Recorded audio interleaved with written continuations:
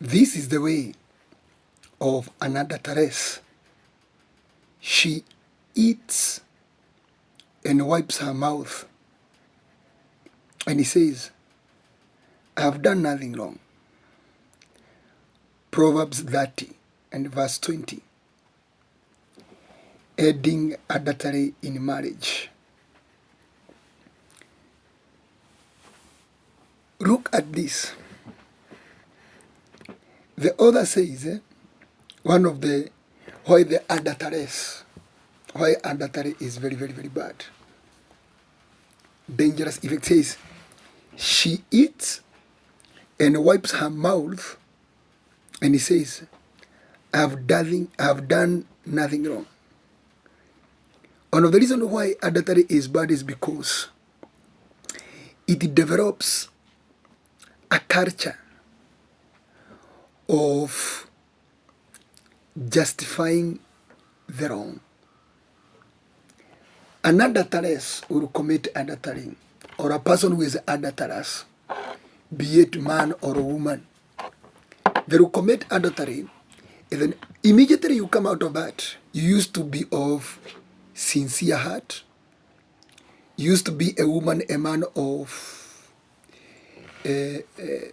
clarity, faithfulness, truthfulness.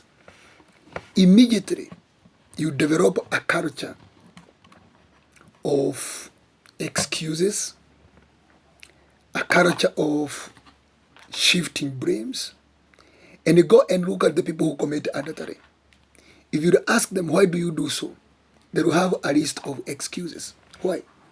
Because adultery states, you eat and you wipe your mouth and you say, I did nothing wrong. Just imagine. So you justify wrong. And if there is a dangerous thing in this life, is when you call wrong right. Can you look at Proverbs 1, verse 2 to 3?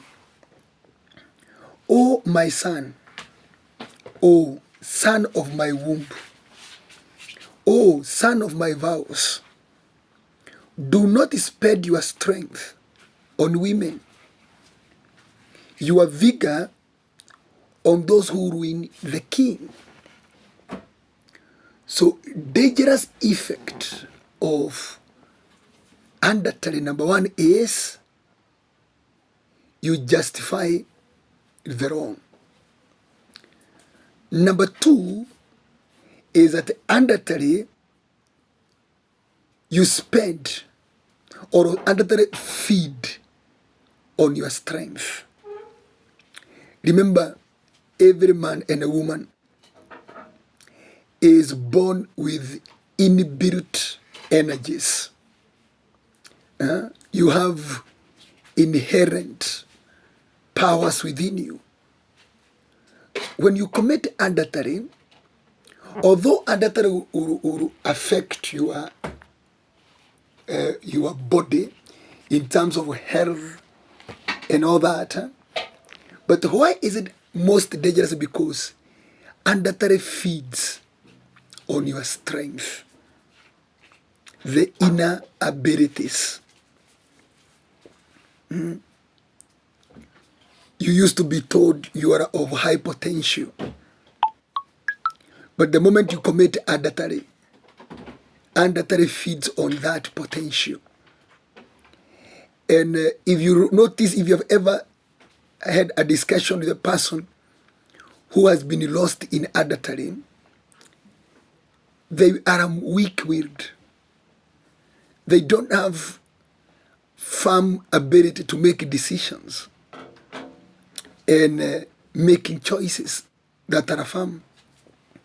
Because adultery feeds on your strength.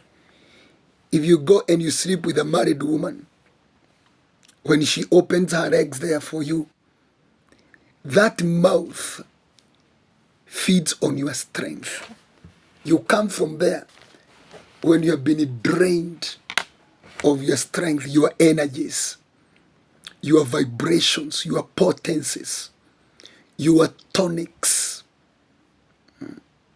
You cannot commit adultery and you remain the same again.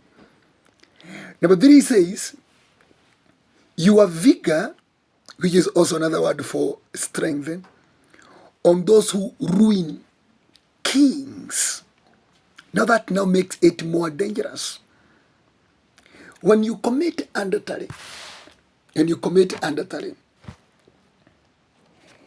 every time you find yourself in the place of enjoying adultery and all that, it kills the king inside you. Just that. Even if you're a woman, you commit adultery, that adultery kills the queen inside you. So according to God, he created you to be a king. But you went and you entangled yourself with an adulteress or an adulteress, because adultery can be committed by either gender. Adultery does not have masculine or feminine disparities. But the moment you do it, the king in you, he says, do not spend your strength on women who ruin kings.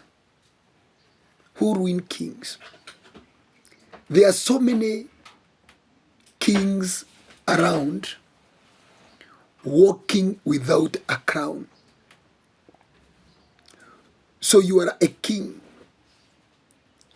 by origin, but you are no longer a king by substance. How many people were born with apostolic mantle? They were born with pastoral mantles, entrepreneurial mantles, leadership mantles, career mantles. But today, you are just a vague creature. Why? Adultery by itself, it is an assassin activity. And it assassinates. This one is, it murders the king in you. So if you were carrying an anointing, only adultery can kill anointing. Satan cannot kill anointing. If you were carrying entrepreneurial greatness and you commit adultery, that greatness of doing business dies.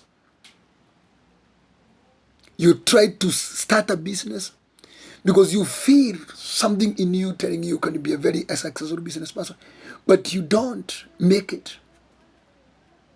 If you are born to be a career person, you are carrying that energy to be a successful career person, and then you commit adultery, you find yourself in the casual laborers level.